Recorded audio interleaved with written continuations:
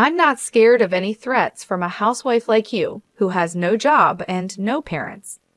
That's right, you can't do anything with a pile of trash because it's just trash. I get how you feel now. I'm moving out of this house. Well, now you're homeless. Good luck being homeless. This is a good chance for Larry to leave the house. So let's work together to get rid of the trash and clean up. They went to Larry's room and told him to pack up his stuff and leave. I was planning to leave by myself, but I didn't think Larry would get kicked out too. My name is Lauren. I'm 29 years old, and I'm a housewife. I recently married a man named David. He's 33 years old, 4 years older than me. At first, I thought he was mature and calm like an older man. Since he often talked about his mother, I thought he was a good man who cared about his family. But after we got married, I saw my husband's true personality. On our wedding day, my mother-in-law was very nice to me, and I thought we would have a very happy marriage.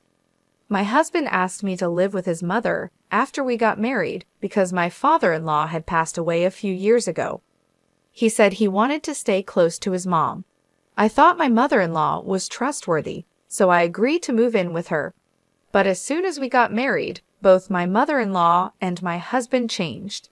They would say, "Hey, Lauren, hurry up and bring me tea," and clean the bathroom and toilet quickly. My mother-in-law would shout at me and give me orders like that. Maybe she wants to scare me, or it's just because of her age. She would call me loudly and make me do all sorts of chores. The biggest surprise was finding out about my roommate, whom no one had told me about, when I woke up the other day. I was surprised to find a man I didn't know in the kitchen. I froze, wondering who he was. He noticed me and said, "I'm Larry, David's younger brother." He introduced himself. I had never been told that David had a brother, let alone a roommate, so that was a shock. Larry is 30 years old, the same age as me. I went to my mother-in-law and asked her to introduce me to my brother-in-law. She said, "Oh, you mean Larry? Don't worry about him. He's just a reclusive ghost." I was surprised. How could she not care about her own son? She called him a ghost and said she was happy with just David. She said Larry was just a useless hermit who only went out for shopping and stayed home the rest of the time. I was shocked by her words. I felt disappointed in my mother-in-law and couldn't believe how much she had changed since we got married. It was sad to see her discriminate against her own son. I am an only child and have no siblings, so I couldn't compare. I would be shocked if my own mother said such things about me or ignored me. My parents are already dead, and I envy families that are alive and together. I hoped that at least parents and children could get along. I asked my husband about Larry when he got home from work. I thought maybe brothers could get along, but my husband was cold. He said, "Leave him alone. Just pretend he doesn't exist. He won't harm you." He said it dismissively, as if he had forgotten to mention it. I was disillusioned by how he called his own brother heir. My husband had no family memories or anything. He was just a mama's boy. I finished my chores for the day and went upstairs, feeling regret about my marriage. Then I bumped into Larry, who was just going to the bathroom. "You married my brother, didn't you?" Larry said to me. "Yeah, what's wrong?" I replied, "I'm sorry, it's nothing. But I won't say anything bad. You'd better get out of here." "What?" I asked, confused. "I'm sorry, but you should get a divorce," he said. I was a little offended and confused. I was shocked at how my husband and mother-in-law acted.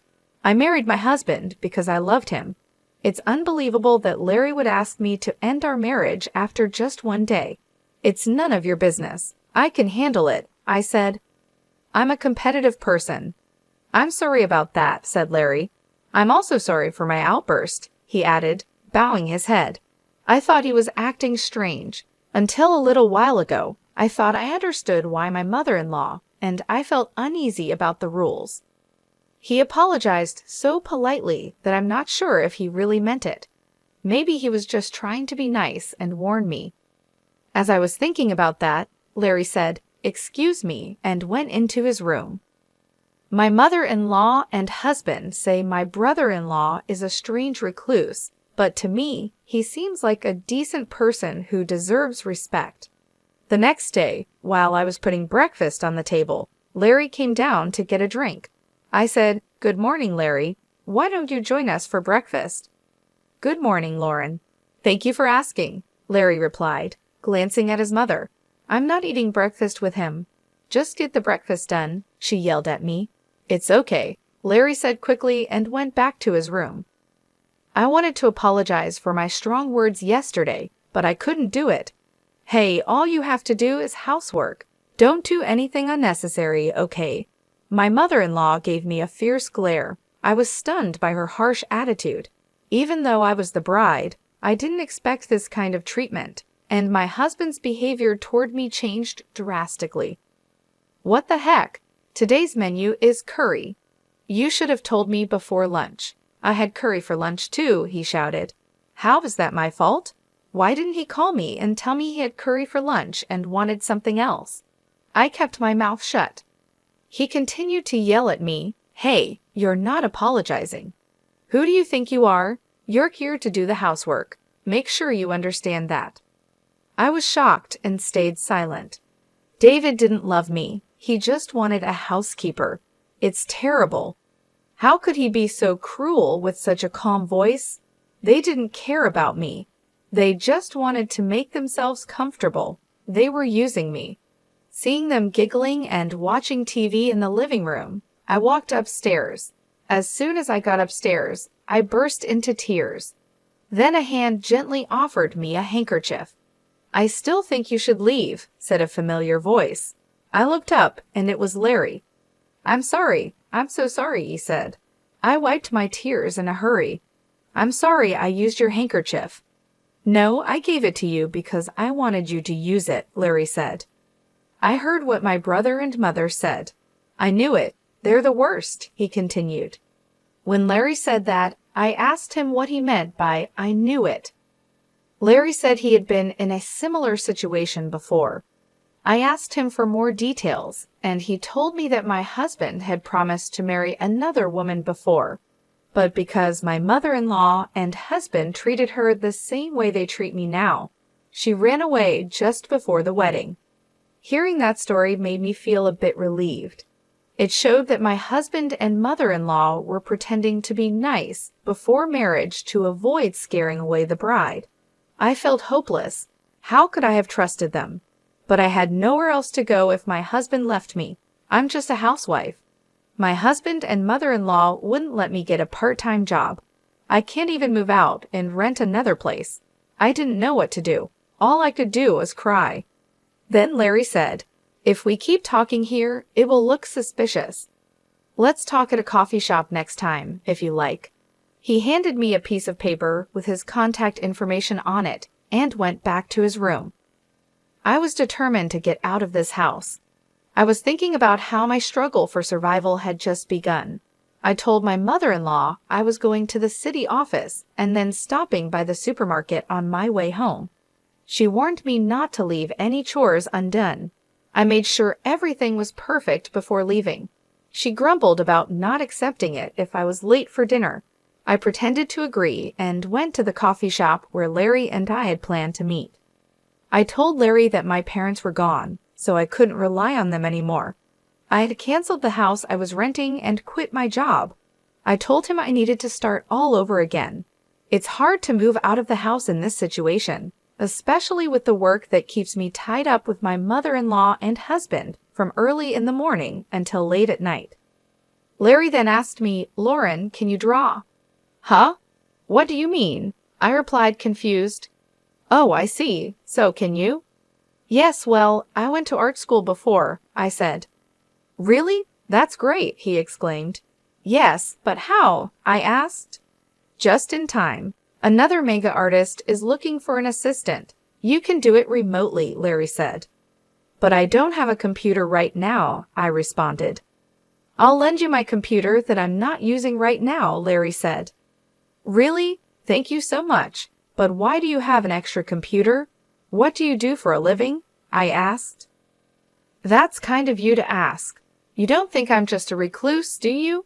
No, no. You use polite words a lot, and you look neat and tidy, so I don't think that at all. Do you work from home? I replied. Yes, actually, I'm an engineer, Larry said. An engineer? I didn't know that. I didn't realize you were a business owner, I exclaimed. Yes, I used to work for a company, but now I run my own business. It's easier for me to take orders on my own. We also have web designers as employees.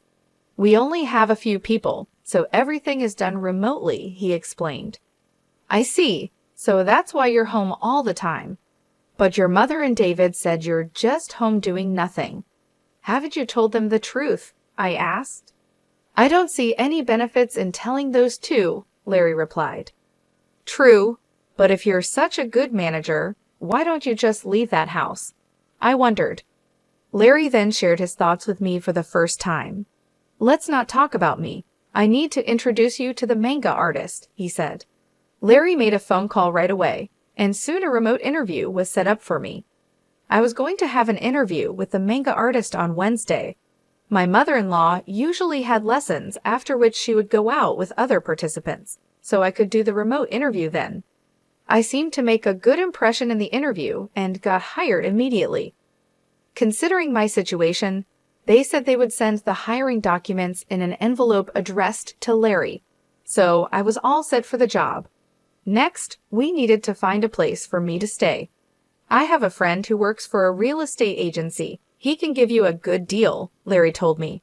Who is this guy? He seems to have all kinds of resources. Our search for a new place to stay went well, and we were able to sign a contract for a place that met my needs. Just when everything was starting to go smoothly, I had a fight with my husband one day.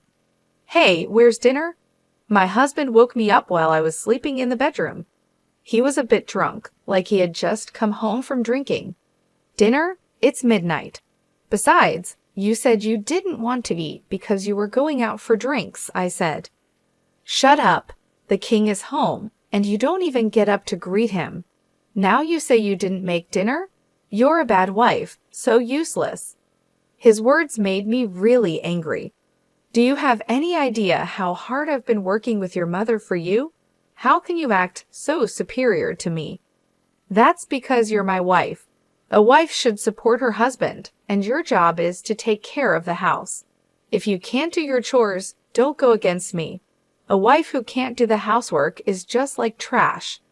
As my husband said this, I heard the door open. My mother-in-law left in an awkward way. You're just like trash. Larry is also trash, and this place looks like a dump. My husband sneered as my mother-in-law agreed. Yes, let's take out the oversized trash, he added. What did you just say? I asked him. He opened the drawer and pulled out a piece of paper. This is what I mean. It's a divorce paper. You're no good to me anymore. I'm going to find another wife who can take your place. That's why I'm divorcing you. Get out of my house. You're disgusting. You think your wife is just a slave. The best wife is one who acts like a housekeeper. Don't you worry about saying things like that. I hope you regret what you just said one day, I replied. What are you trying to say? I'm not afraid of any threats from a housewife with no job and no parents like you, he laughed. My husband and my mother-in-law laughed together. That's so true. You can't do anything about it because you're just trash. Well, I understand how you feel now. I'm going to move out of this house. I said that and signed the divorce papers. Then I left. I put the divorce papers in my bag and started to pack my stuff. My mother-in-law and husband watched me with grins on their faces. Now you're homeless. What on earth are you going to do now? Well, it's none of our business anymore. Good luck, homeless lady. Oh, and Larry, this is a good time for him to get out too. Yeah, let's take out the trash and clean this place up. After we get rid of him, we'll tear down the wall and make it bigger and more comfortable. My husband and mother-in-law were already talking about what they would do after we were kicked out. Then they went to Larry's room and told him to pack up his belongings and leave. I was planning to leave anyway, but I never thought they would kick Larry out too. I kind of regretted letting my emotions take over and having a fight with my husband. I'm sorry, Larry. It's my fault. No, don't worry about it, Larry said. I already realized I can't live with them anymore. Besides, I have other things I'm interested in. Maybe it was lucky we had that fight, he smiled. It seemed like Larry wasn't bothered by leaving, which made me feel a bit better. 5 days later, on Wednesday, when my mother-in-law was out of town, Larry and I called a moving company and moved out. After we finished moving, my mother-in-law called my new place. Don't worry, we have already left, I said. Larry came with you, didn't he? She asked. Yes, we moved out together. I'm glad I don't have to see you guys anymore, she said happily and hung up. But what she didn't know was that Larry and I were planning revenge. I managed to move my belongings and start a new life just in time. Thanks to Larry, I got a lot of money for my husband in the divorce. Larry had recorded what my husband and mother-in-law said during the fight. Their words were considered harassment, which helped prove the divorce was my husband and mother-in-law's fault. I was able to claim a lot of money as revenge on my husband. Larry's friend, a lawyer, helped me get the alimony. My husband was shocked and accepted the payment. I was really grateful for Larry's help and decided not to mention it anymore. A few days later, I got a lot of phone calls from my ex-mother-in-law. It felt like a demon knocking at my door. I realized I had forgotten to block her number, so I had no choice but to answer the phone. Lauren, where are you? She demanded. There's no way I'll tell you that. We're strangers now, I replied. Please don't say that, she begged. I'm calling because, where's Larry? She asked. Huh, why are you asking about Larry? I replied. I'm looking for him, but I can't reach him anymore, she said. That's too bad. Maybe he doesn't like you anymore, I said, trying to provoke her. Then someone else took the phone. Don't be silly. You two moved out together. You must know where he is. You're a bunch of jerks. I did know where Larry was, but I wasn't going to tell them. I'm afraid I don't know. You'll have to find him yourself, I said. Where the heck are you anyway? You don't have a home, a job, or a place to live. If you're willing to beg, I might let you come back, but you'd have to be my housekeeper, she said. Who's coming back to you? I have a job and a place to live. I'm not going back to you, I replied. That's a lie, she shouted. My ex-husband was surprised because he didn't know I could get everything sorted out so quickly. I didn't bother to correct him. Please don't call me again. If you call me or come near me, I'll call the police, I said, and then hung up the phone. I blocked my mother-in-law's number right away. I had already blocked my ex-husband's number. They were so panicked because they had just realized something important. They thought my father-in-law had left them a lot of money, but it was Larry who had been sending money to his mother's account every month. My mother-in-law thought Larry was just a lazy person with no job. They couldn't believe that the bank had divided my father-in-law's inheritance. When Larry was kicked out of the house, he stopped sending money. That's why there were no more transfers at the expected time. They must have finally realized who had been providing the money, but it was too late. Larry had already cut ties with his mother and brother. My ex-husband had no money to pay alimony, and my ex-mother-in-law was living off the money Larry sent every month. If the money stops coming in, she's going to be in a lot of trouble. Well, they both got what they deserved. I don't feel sorry for them at all. By the way, Larry bought a nice apartment in New York and is living there comfortably. Why is he so rich? Why did he send money to his parents and stay there all those years? It's because he made a promise to his father. Unlike his mother, Larry's father loved him a lot. Even though his mother and brother treated him badly, he stayed because of his father's wish. His father told Larry, "You may not like your mother and brother, but they are important family members to me.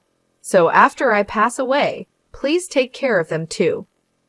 To keep his promise to his father, even though he was bullied, Larry secretly sent money to support his mother and brother.